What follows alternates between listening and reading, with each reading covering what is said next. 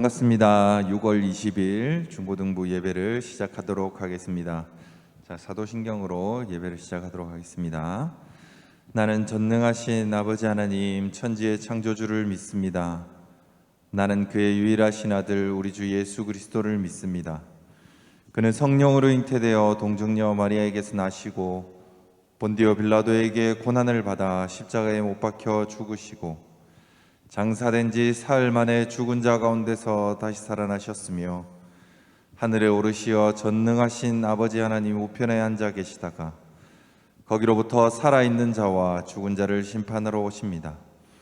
나는 성령을 믿으며 거룩한 공교회와 성도의 교제와 죄를 용서받는 것과 몸의 부활과 영생을 믿습니다. 아멘. 지금 이 시간은 한태근 집사님 나오셔서 기도해 주시겠습니다.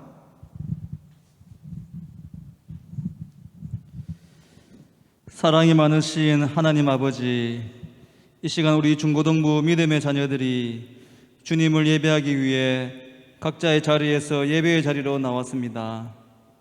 하나님만이 영광 받으시고 정성을 다해 예배할 때에 우리에게도 기쁨이 되기를 간절히 원합니다. 우리를 하나님의 자녀로 부르시고 천국 백성으로 살아가게 하심을 감사드립니다. 또한 부르심에 합당한 생활로 영광 올려드리기를 원합니다. 기말고사를 앞두고 준비하는 친구들에게 지혜를 주셔서 뿌리만큼 거두를 수 있는 은혜를 더하여 주시고 수능을 위해 준비하고 있는 성은자매에게도 장마와 무더위를 잘 극복할 수 있는 체력과 지혜를 더해 주십시오. 코로나의 장기화로 모이기에 어려운 상황이지만 서로를 위해 기도하는 중고등부가 되게 하여 주옵소서. 말씀을 전하시는 전도사님과 함께 하시고 오늘 주시는 말씀에 집중할 수 있도록 도와주십시오. 나보다 더 나를 잘 아시는 예수님의 이름으로 기도드립니다. 아멘. 네, 지금 이 시간은 예레미야 1장 1절부터 6절 말씀으로 전도사님 나오셔서 말씀 전해 주실 텐데요. 예레미야 1장 1절에서 6절 말씀 읽도록 하겠습니다. 베냐민 땅 아나돗의 제사장들 중 힐기야의 아들 예레미야의 말이라. 아몬의 아들 유다 왕 요시야가 다스린 지 13년에 여호와의 말씀이 예레미야에게 임하였고 요시야의 아들 유다의 왕 여호야김 시대부터 요시야의 아들 유다의 왕 시드기야의 11년 말까지 곧 5월에 예루살렘이 사로잡혀 가기까지 임하니라.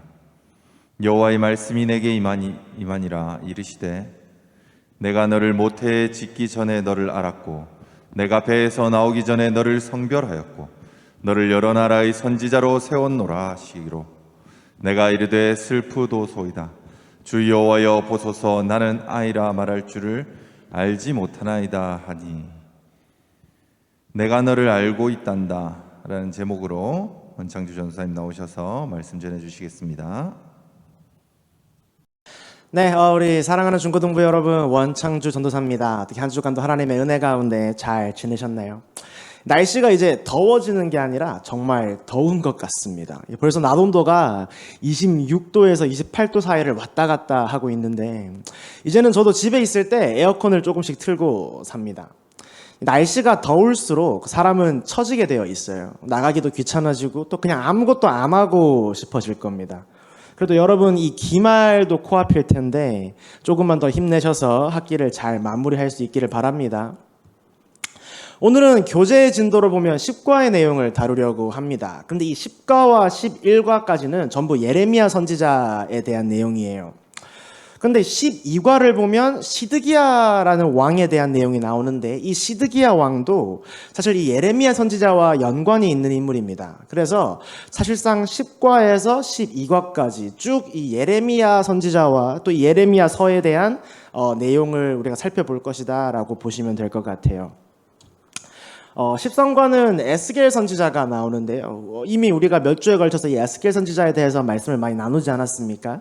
그래서 사실상 이 예레미야 선지자가 이번 우리가 교재로 삼고 있는 가스펠 프로젝트 선지자 왕이라고 하는 이 주제에서는 아마 다루게 될 마지막 인물이 아닐까 싶습니다. 먼저 이 예레미야서에 대한 배경 지식을 짧게 나누고 오늘 하나님께서 우리에게 주신 말씀에 대해서 나누고자 합니다. 이 예레미야는요, 남유다 왕국에서 활동한 마지막 선지자입니다. 물론 이 예레미야 이후에도 선지자들이 많이 등장합니다. 그런데 그들은 대부분 타국에서 활동한 인물들이에요. 우리가 이미 다루었던 에스겔이라던가 호세아, 다니엘과 같은 사람들은 본국인 남유다에서 활동했던 선지자들이 아니라 타국에서, 특별히 이 남유다를 포로로 삼고 있는 나라에서 활동했던 선지자들이라는 거죠. 이 구약에는요, 선지서라는 것이 있습니다. 근데 이 선지서를 크게 두 가지로 나눠요. 이 대선지서가 있고요, 소선지서가 있습니다. 이 대선지서는 총 5권입니다. 이사야, 예레미야, 예레미야애가, 에스겔, 그리고 다니엘서가 있습니다. 그리고 이 책을 썼던 저자들이죠, 선지자들, 이사야, 예레미야, 에스겔, 그리고 다니엘을요, 우리는 대선지자라고 부릅니다. 그 밖에도 이 호세아서서부터 말라기서까지를 우리는 소선지서라고 부르는데요.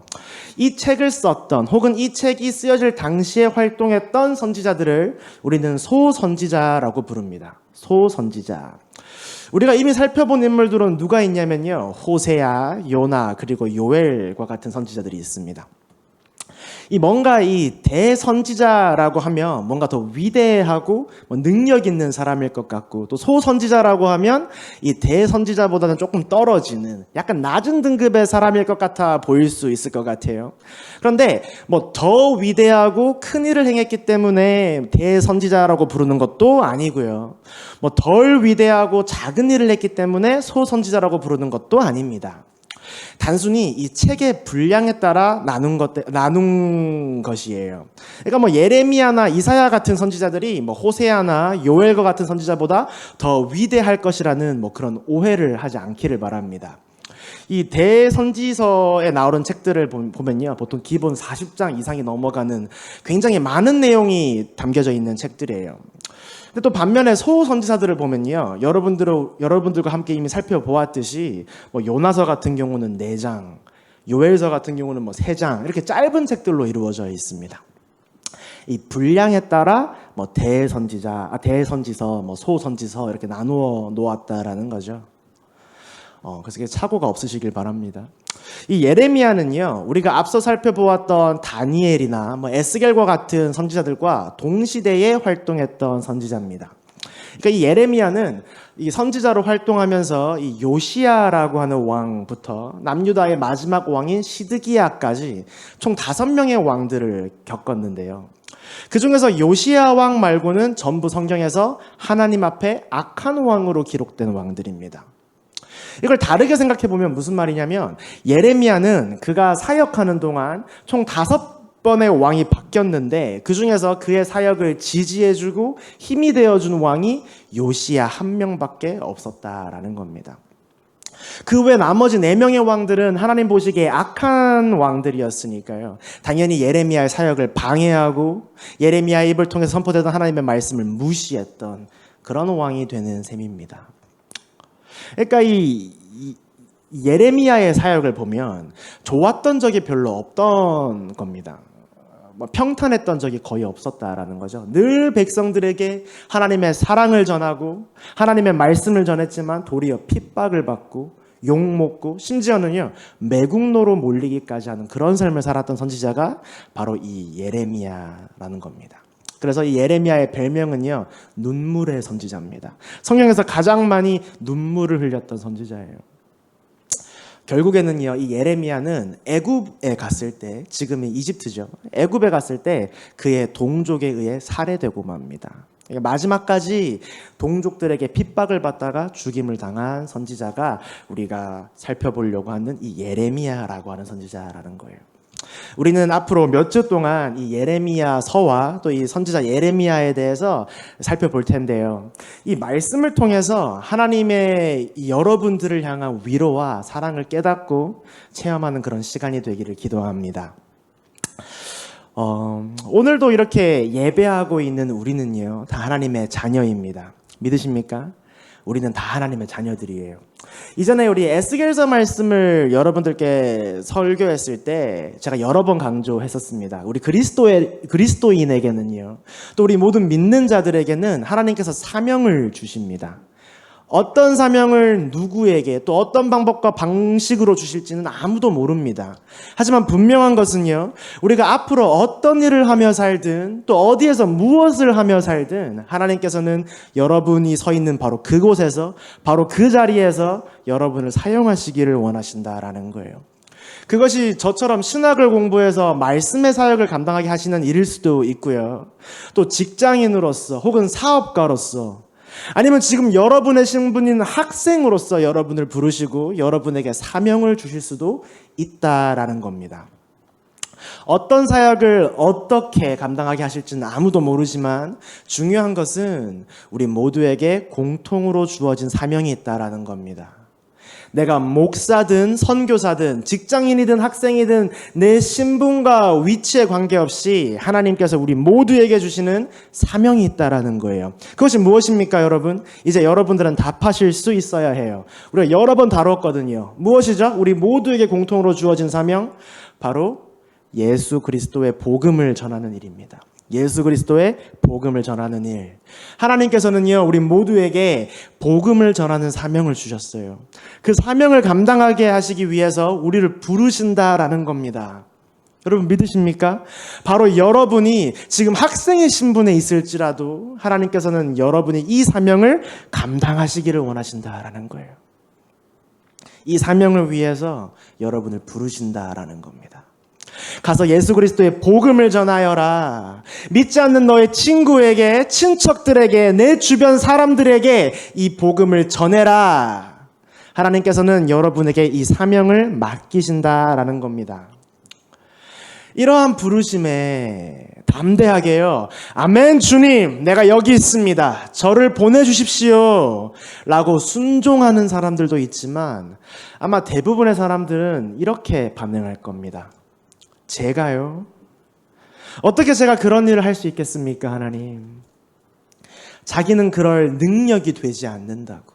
자기는 그런 일을 감당하기에 너무나 부족한 사람이라고. 차라리 다른 사람을 보내라고 답할 겁니다. 지금 이 설교를 하고 있는 저도요, 이렇게 반응을 했었습니다. 하나님께서 분명히 저를 몇 번이나 부르셨는데, 아니 어떻게 제가 할 수 있겠습니까? 하나님, 저는 돈을 너무 좋아합니다. 여전히 죄를 짓고 살아갑니다. 세상의 것이 너무 좋습니다. 차라리 다른 사람을 보내세요 라고 반응했던 적이 몇 번이나 있었어요. 사실 내가 나를 제일 잘 알지 않습니까? 여러분은 여러분이 제일 잘 알 겁니다. 어떻게 나 같은 사람이 하나님의 일을 감당할 수 있겠어? 복음을 전할 수 있겠어? 전도할 수 있겠어? 스스로가 스스로에 대해 너무나 잘 알고 있다라는 겁니다. 그러다 보니까 남들은 모르는 나의 죄악에 물든 모습을 여러분들은 알고 있을 거고요. 남들에게 보여주고 싶지 않은 나만의 나쁜 모습과 습관들이 여러분에게 분명히 있고 그것을 여러분들은 알고 있을 거라는 겁니다. 그래서 이런 반응이 나오는 거예요. 하나님, 어떻게 제가 그 일을 감당합니까? 다른 사람을 보내세요. 다른 사람을. 그런데요, 이러한 모습을 보이는 사람이 오늘 본문에 등장합니다. 바로 주인공인 예레미야 선지자입니다. 예레미야 선지자. 우리가 오늘 본문 말씀으로 보고 있는 이 예레미야서 1장의 말씀은요, 하나님께서 선지자 예레미야를 처음 선지자로 부르시는 장면을 기록하고 있습니다. 예레미야서의 저자인 예레미야는요, 자신을 이렇게 소개를 하고 있는데 조금 특이하게 소개를 하고 있어요. 우리 다 같이 1절 말씀 한번 보도록 합시다. 예레미야서 1장 1절 말씀을 보면, 베냐민 땅 아나돗의 제사장들 중 힐기야의 아들 예레미야의 말이라. 자신을 지금 뭐라고 소개하고 있습니까? 베냐민 땅 아나돗의 제사장들 중 힐기야의 아들이라고 소개를 하고 있어요. 이 부분이 특이할 수밖에 없는 이유가 하나 있습니다. 왜냐면요, 예레미야는 제사장 힐기야라고 하는 사람의 아들이라는 건데, 그렇다면 예레미야 자신도 제사장이라는 거예요. 그런데 이 제사장들은요, 여러분 보통 어디에 있습니까? 어디에 있는지 혹시 알고 계십니까? 보통 제사장들은 어디에 있냐면 예루살렘에 있습니다. 왜냐하면 그 예루살렘에 성전이 있기 때문에 그래요. 그런데 오늘 말씀을 보면요, 지금 이 예레미야가 자신의 출신을 어디라고 밝히고 있습니까? 베냐민 땅 아나돗이라고 얘기를 하고 있습니다.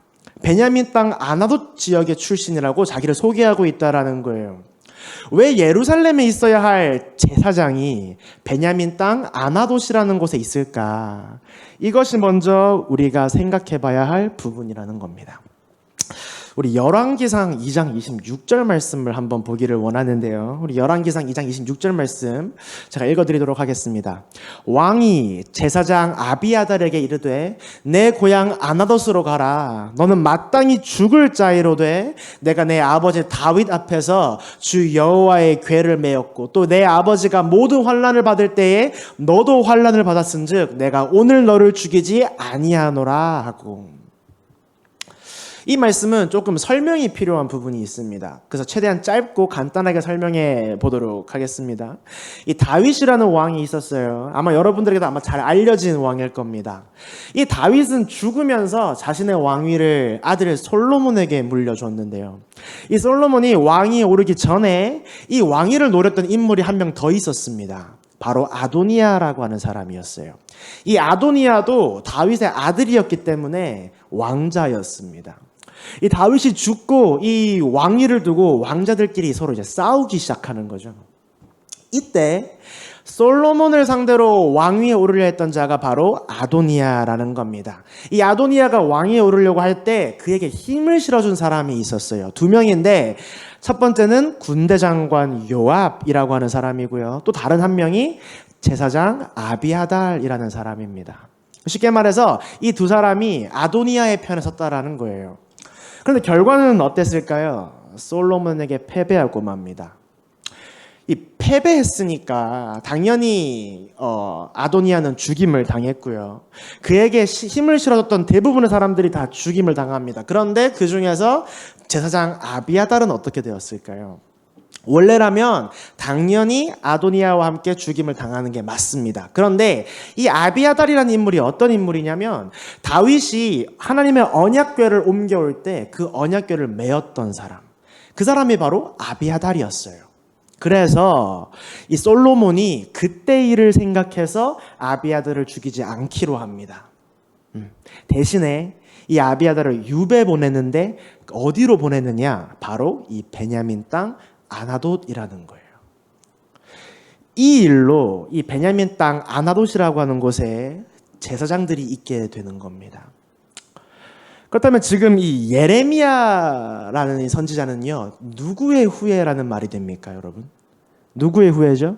바로 이 아비아달의 후예가 되는 셈입니다. 반역을 꾀했다가 죽임은 당하지 않고 대신 유배를 갔던 그 아비아달의 후예가 바로 우리가 오늘 살펴보고 있는 예레미야 선지자라는 거예요. 이 예레미야는요, 자신을 소개하면서 자신이 베냐민 땅 아나돗의 제사장들 중 힐기야라는 사람의 아들이라고 밝혔습니다. 여러분, 이것이 무엇을 의미할까요? 왜 예레미야는 이 이야기를 하고 있는 걸까요? 굳이 왜 자신의 출신을 밝히는 걸까요? 자신이 어떤 처지에 있는지, 어떤 배경을 가진 사람인지를 보여주기 위해서입니다. 자신은 하나님의 일을 감당할 자격이 없는 사람이라는 것을 보여주기 위함이에요. 그의 출신도 그의 배경도 아무것도 그에게는 내세울 것이 없는 사람이라는 것을 그가 보여주기 위해서 자신의 출신을 기록해 놓았다라는 거예요. 역적의 후예, 한때는 잘 나가는 제사장이었지만 마지막에는 반역자로 생을 마감한 그 아비아달의 후예, 그가 바로 예레미야라는 겁니다. 그래서 제사장임에도 불구하고, 제사장 가문임에도 불구하고 예루살렘에 머물 수 없고 베냐민 아나돗이라고는 그 지역에서 지내야 했던 사람임을 자기가 스스로 밝히고 있는 거예요. 이것은요, 의도된 것입니다. 일부러 기록했다는 거예요. 자신은 자격이 없는 사람임을, 하나님의 일을 감당하기에 너무나도 흠이 많은 존재임을 드러내고 보여주고 싶어서. 일부러 자신이 어디 출신인지를 기록해 놓았다라는 겁니다. 우리는 이 사실을 무엇을 통해 알 수 있냐면 하나님의 부르심에 대한 예레미야의 제스처를 통해서 알 수 있어요. 하나님께서 예레미야를 부르시는데 예레미야가 어떻게 반응하는지를 보면 우리가 이 사실을 알 수 있습니다. 하나님께서는요, 예레미야를 부르십니다. 그런데 그 부르심에 예레미야는 어떻게 반응하느냐? 오늘 보면 6절 말씀 한번 보도록 하겠습니다. 오늘 보면 6절 말씀을 보면 내가 이르되 슬프도소이다 주 여호와여 보소서 나는 아이라 말할 줄을 알지 못하나이다 하니. 지금 뭐라고 예레미야가 말하고 있는 겁니까? 슬픕니다, 하나님. 보세요. 저는 그저 아이에 불과합니다. 제대로 말할 줄도 모릅니다. 실제로 그가 어린아이였다라는 뜻은 아닙니다. 학자들에 따르면요, 하나님께서 예레미야를 부르셨을 때 그의 나이가 최소 18에서 많으면 20살쯤 되었을 거라고 추정하고 있어요. 그러니까 우리 고등부 친구들 나이 때에 하나님께서 예레미야를 부르셨다라는 겁니다. 그런데 그 부르심에 예레미야는 어떻게 반응하고 있습니까? 부정적이에요. 자신을 낮추기 바쁩니다. 자신은 하나님의 부르심에 알맞는 사람이 아니라면서, 자신은 제대로 말할 줄도 모르는 사람이라면서 이 하나님의 부르심으로부터 도망가려 하는 모습을 보이고 있다라는 겁니다. 사랑하는 중고등부 여러분, 지금 예레미야가 보이고 있는 이 모습이 어쩌면 우리의 모습일 수 있지 않습니까? 나는 아직 학생이기 때문에, 나는 가난하기 때문에, 나는 성적이 좋지 못하기 때문에, 성격도 좋지 못하기 때문에, 친구와의 관계가 좋지 못하기 때문에 하나님, 저는 감당할 수 없어요. 나는 항상 같은 문제로 넘어지기 때문에, 여전히 세상의 것을 쫓고 있기 때문에, 아직도 같은 죄를 반복하고 있기 때문에 하나님, 다른 사람을 사용하셔야 될 것 같아요. 우리의 모습 아닙니까? 우리의 모습입니다, 여러분. 하나님, 학생인 저를 사용하신다고요? 저는 너무 부족합니다. 공부도 잘 하지 못하고요. 대인관계도 좋지 못해요. 늘 같은 문제로 사로잡혀 있습니다. 어떻게 하나님께서 저 같은 사람을 사용할 수 있으십니까? 아니면 어쩌면 이렇게 말하고 있는 걸지도 몰라요, 우리가. 하나님, 저 신앙이 별로 좋지 못해요. 저부터 믿음 생활을 똑바로 해야 될 것 같아요. 저부터 성경에 대해서 잘 알아야 될 것 같습니다, 하나님. 저는 하나님의 말씀에 무지합니다. 어떻게 제가 다른 사람에게 복음을 전할 수 있겠습니까? 이것이 혹시 하나님의 부르심에 여러분들이 보이는 반응이지 않습니까? 사실 여러분들뿐만이 아니라요, 대부분 사람들이 보이는 반응일 겁니다. 어떻게 이렇게 불완전하고 부족한 사람을 사용하시겠냐고. 어떻게 이렇게 평범하고 조금도 특별하거나 내세울 것 없는 사람을 사용하시겠냐고. 우리 모두가 이런 반응을 보일지 모른다라는 겁니다. 그런데 사랑하는 중고등부 여러분, 하나님께서는 우리의 이러한 부분들을 이미 다 알고 계십니다. 전부 다 알고 계신다라는 거예요. 그래서 오늘 설교의 제목이 뭡니까? 나는 너를 알고 있단다. 나는 너를 알고 있단다. 우리의 부족한 부분, 우리의 해결하지 못하고 여전히 존재하고 있는 그 죄성, 우리의 성격적으로, 인격적으로, 영적으로 부족한 우리의 모습들을 하나님은 이미 다 알고 계신다라는 겁니다. 오늘 말씀의 핵심 구절이라고 할 수 있는 우리 5절 말씀을 한번 보도록 합시다. 5절 말씀 굉장히 중요해요. 한번 읽어보도록 하겠습니다. 내가 너를 모태에 짓기 전에 너를 알았고, 내가 배에서 나오기 전에 너를 성별하였고, 너를 여러 나라의 선지자로 세웠노라 하시기로. 지금 하나님께서 예레미야에게 뭐라고 말씀하고 계십니까? 너를 모태에 짓기 전에 너를 알았고. 이 말씀을 쉬운 성경으로 보면 이렇게 말씀하고 계시는 거예요. 나는 너를 내 어미 뱃속에서 만들기 전부터 알았고. 하나님께서는 어머니 뱃속에 우리가 있기 전부터 우리를 알고 계셨다라고 말씀하십니다. 그런데 여러분, 우리는 여기서 나오는 이 알았고라는 단어에 주목할 필요가 있습니다.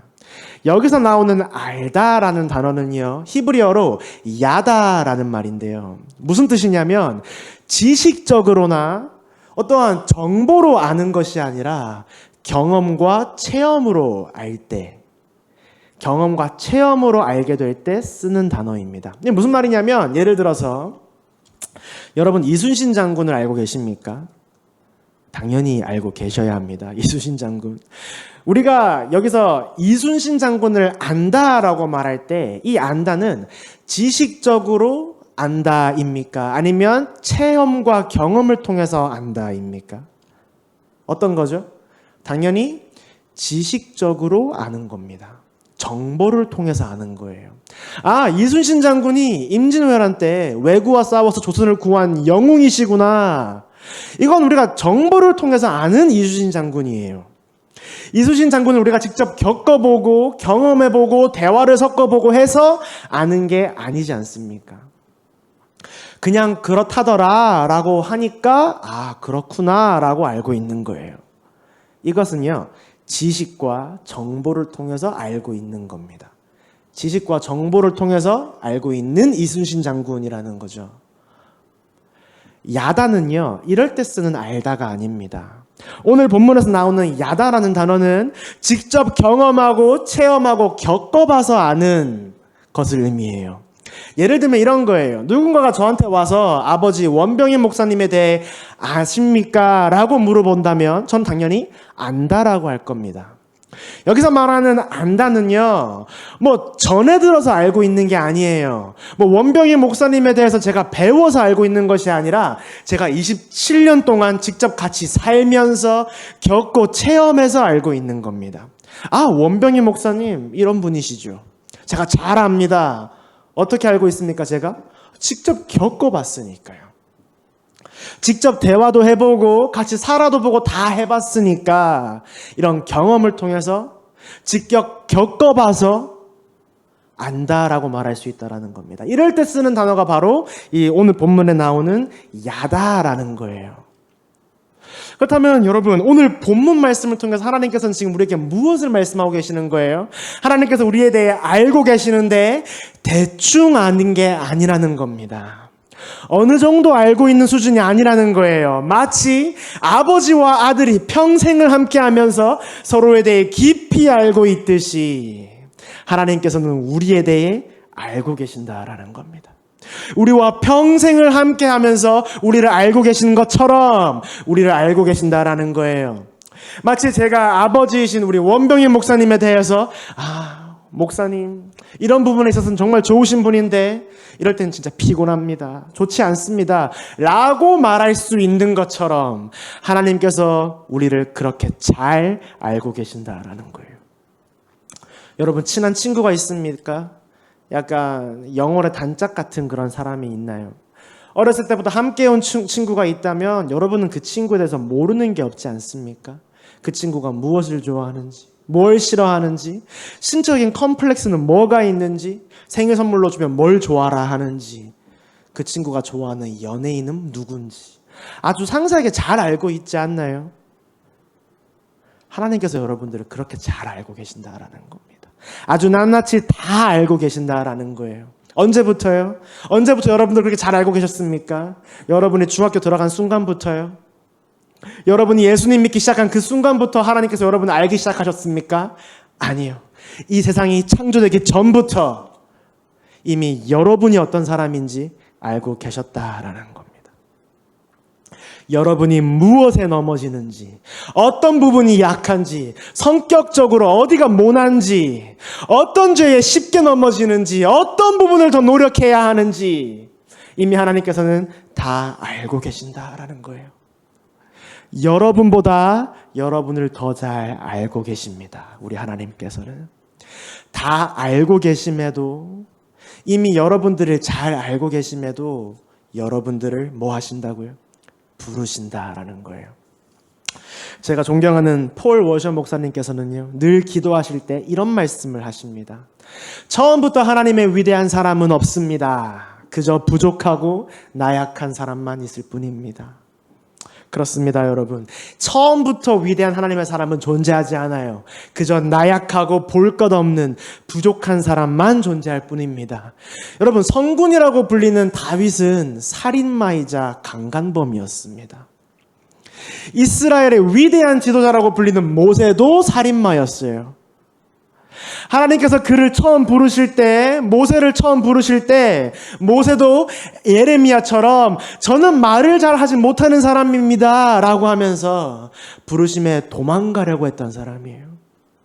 여러분, 사도 바울을 기억하십니까? 이 사도 바울이 원래 사울이라는 이름을 가지고 있었는데요. 이 사울이었던 시절에 오히려 예수를 믿는 사람들을 잡으러 다니는 사람이었습니다. 많은 그리스도인을 핍박하는 사람이었어요. 그랬던 사람이었습니다. 예수님의 제자들의 대부분은 어부였습니다, 여러분. 당시 사회계층으로 봤을 때 가장 서민층에 속하는 사람들이 바로 어부였어요. 그런 사람들을 예수님께서 부르셨다라는 겁니다. 그런 사람들을 예수님께서 부르셔서 예수님의 제자로 또 사도로 세우셨다라는 겁니다. 그들의 그러한 부족한 부분들을 지식적으로나 인격적으로나 또는 그들의 과거에 범한 죄악들을 하나님께서는 모르셨을까요? 하나님께서는 모르셨습니까? 다 알고 계셨다라는 겁니다. 다 알고 계셨고 훗날 더한 죄를 범할 것임을, 더 넘어질 것임을, 더 멍청한 선택을 할 것임을 다 알고 계셨음에도 그들을 부르셔서 하나님의 위대한 사람으로 세우셨다라는 거예요. 사랑하는 중고등부 여러분, 마찬가지라는 겁니다. 여러분들을 하나님께서는 이미 너무나도 잘 알고 계세요. 굳이 주절주절 나의 부족한 부분들을 나열하지 않아도 하나님은 이미 여러분들에 대해서 잘 알고 계시고 앞으로 여러분이 얼마나 더 나약해질지도 얼마나 더 넘어질지도 잘 알고 계십니다. 그럼에도 하나님은 여러분들을 부르신다라는 거예요. 여러분, 이 하나님이 여러분을 태초 전부터 이미 알고 계셨다는 사실이 인정하게 되면요. 여러분들이 인정하시게 되면 우리 오늘 본문의 5절 말씀 뒤에 나오는 말씀들이 여러분들에게 더 큰 은혜의 말씀으로 다가오게 될 겁니다. 우리 뭐라고 말씀하십니까? 우리 5절 말씀에 나를 알았다라고 하신 뒤에 뭐라고 말씀하시죠? 우리 5절 말씀 다시 한번 읽어보도록 하겠습니다. 내가 너를 모태에 짓기 전에 너를 알았고 내가 배에서 나오기 전에 너를 성별하였고 너를 여러 나라의 선지자로 세웠노라 하시기로. 뭐 하셨다고요? 하나님께서 성별하셨다라고 합니다. 이 말씀을 쉬운 성경으로 다시 보면 뭐라고 적혀 있냐면 네가 태어나기도 전에 너를 거룩하게 구별하여 라고 말씀하십니다. 우리를 어떻게 하셨다고요? 거룩하게 구별하셨다고. 우리가 이렇게 부족한 존재임을 알고 계심에도 우리가 이렇게 죄로부터 자유하지 못하고 계속해서 같은 죄를 지으면서 살아가는 존재임을 이미 다 알고 계심에도 우리를 어떻게 하신다는 말씀입니까? 거룩하게 구별하셨다라는 말씀이에요. 그럼에도 우리를 사랑하시기로 작정하셨다라는 겁니다.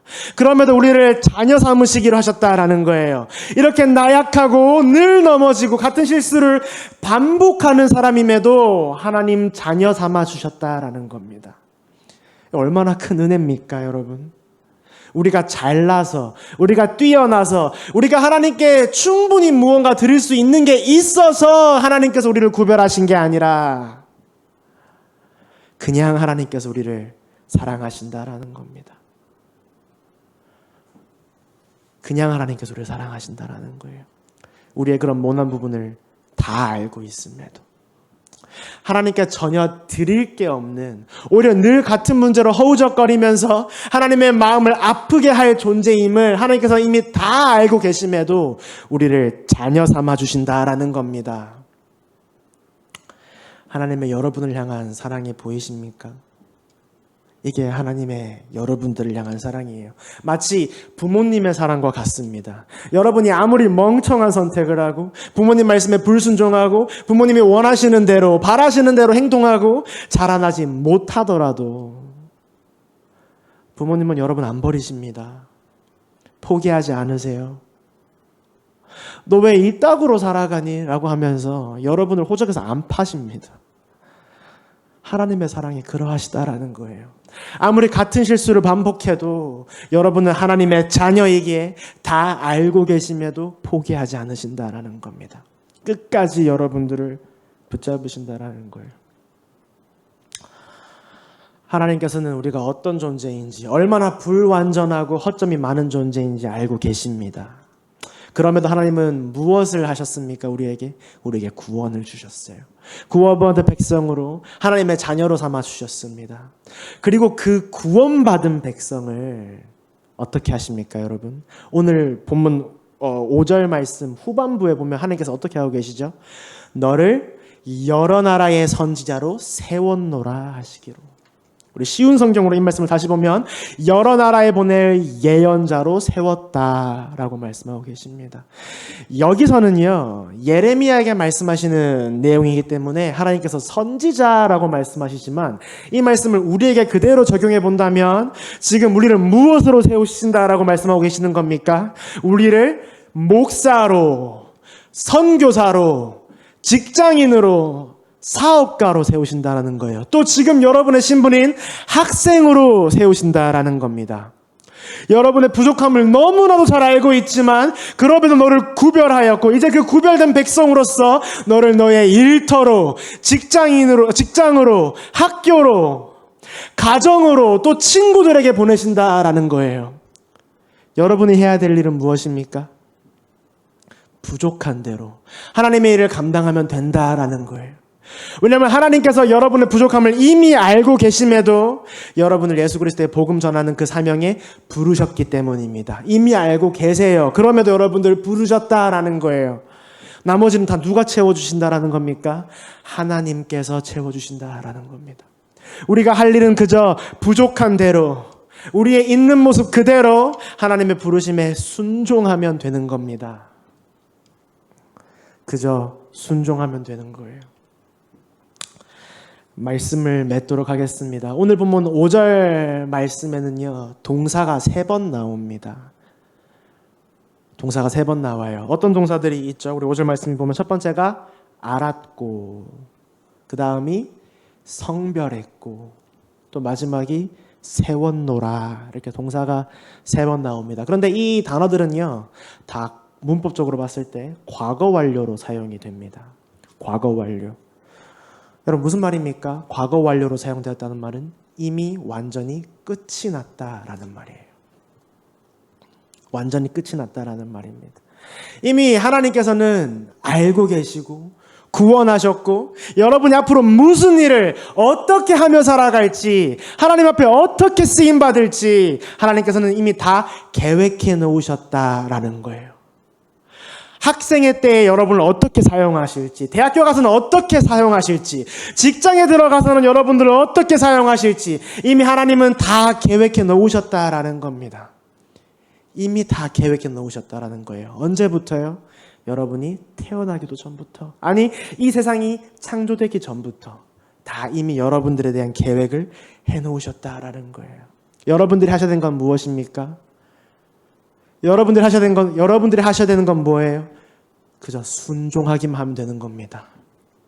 그저 순종하기만 하면 되는 거예요. 아멘. 주님, 저 부족하지만, 가진 것 없지만, 특출난 부분도 없지만 하나님이 계획해 놓으신 대로 하나님의 도구로 쓰임받기를 원합니다. 여러분 고백하시길 바랍니다. 고백하시기를 바라요. 저는 오늘 이 말씀을 우리 중고등부 학생들이 잘 붙잡기를 원합니다.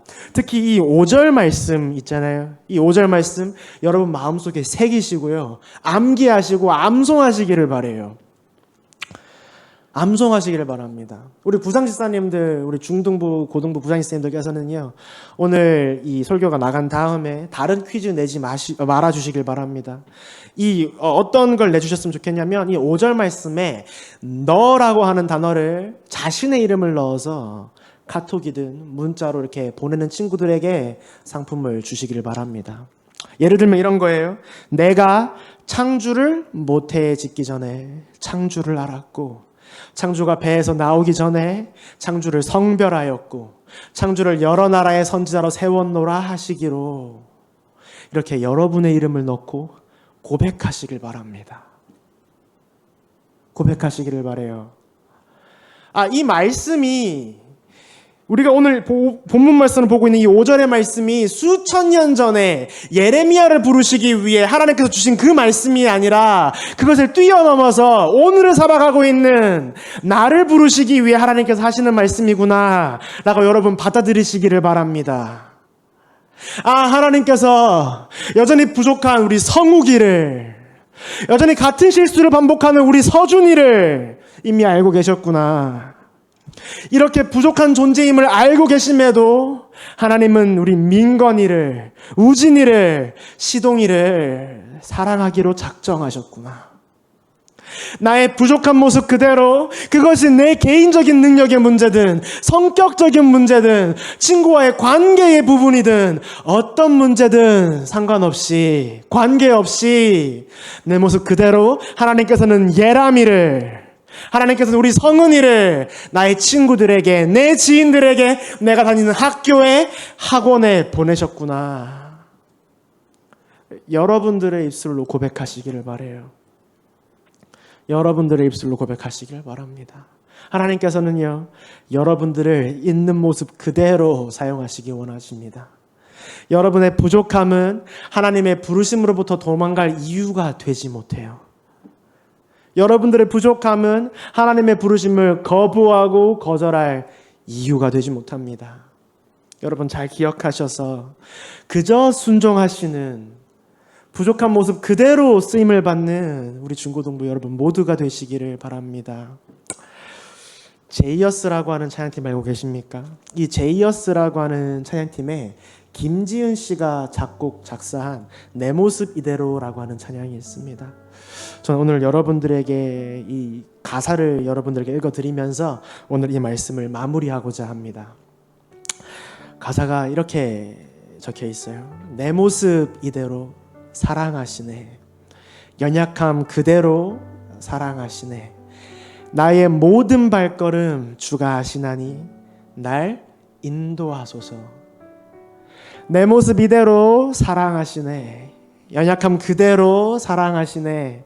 나의 모든 발걸음 주가 아시나니 날 인도하소서. 연약함 그대로, 여러분 모습 그대로 쓰임받는 우리 월드미션교회 중고등부 모두가 되시기를 주님의 이름으로 축원합니다. 아멘. 네, 지금 이 시간은 헌금 시간입니다. 찬송가 502장 빛의 사자들이여 찬양하시면서 헌금 준비해 주시기 바랍니다.